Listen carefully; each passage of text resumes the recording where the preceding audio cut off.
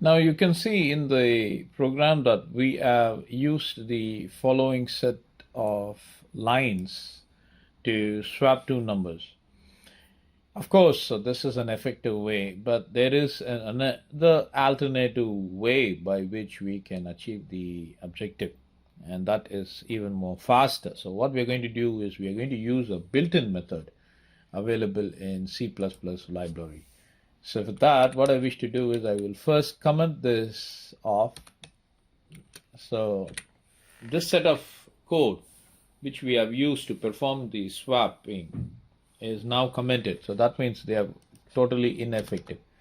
Now what I'm going to do is, after receiving the numbers, the first number and the second number, and getting them printed, I'm going to use this method, swap number 1 comma number 2. That's exactly what we need to do. That's all. Now if I were to save it, now please observe here, I'm not activating these set of instructions. So these codes is totally muted. So if we were to have the output, it is solely because of this method which I am incorporating here. So let me save it, and then I'm going and running it. And let me give the first number as 3, the second number as 2. So it gets the original number 1 is 3, original number 1, number 2 is 2, and the swapped number, can you see that? The swapped number, the first number now is 2, and the second number is 3. So this is a beautiful method that we can utilize. So what I will do is I will run it one more time.